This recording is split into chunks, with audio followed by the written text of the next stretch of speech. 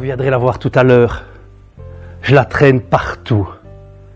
Il a 30 ans, j'ai quelques mois, quelques semaines, quelques jours, et je suis blotti dans ses bras.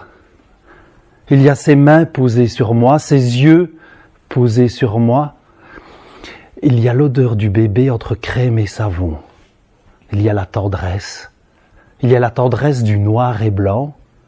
Il y a sa tendresse à elle, à avoir su cueillir sa tendresse à lui sur le vif. J'ai une drôle d'histoire avec Saint-Nicolas. Enfant dans ma famille, on n'a jamais pu poser les souliers en dessous de la cheminée. Tu sais, le rituel. Tu as feuilleté les magazines. Le papier glacé colle à tes doigts. Il y a beaucoup trop de jeux, de jouets, de poupées, de petites voitures. Tu sais aussi que tu en as découpé beaucoup trop. Le plaisir de trier. L'appréhension quand tu les colles sur la feuille où tu écriras ta lettre. Tes parents qui gloussent un peu d'émotion en corrigeant tes fautes d'orthographe. Ils aimeraient encore y croire. Encore un peu. La lettre et puis l'attente.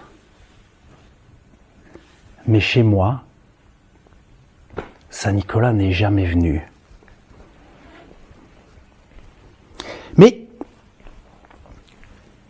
le plus intriguant, c'est qu'au-dessus de la garde-robe de mes parents, il y avait une boîte. Et dans cette boîte, il y avait le costume, la mitre et la barbe de Saint-Nicolas.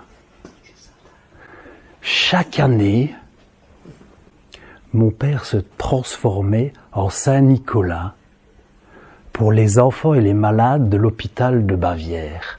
Chaque année, ma mère repassait ses robes avec suffisamment d'amidon pour qu'elles demeurent bien raides toute la journée.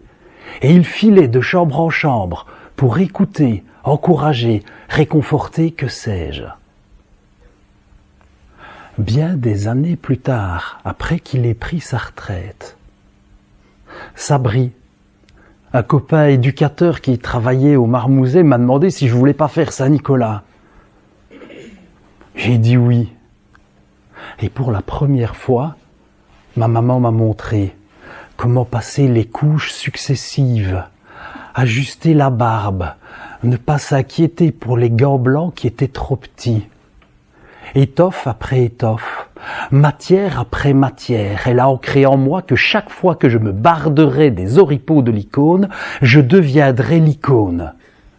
Ne pas décevoir, entretenir le rêve, entretenir le mythe. Puis,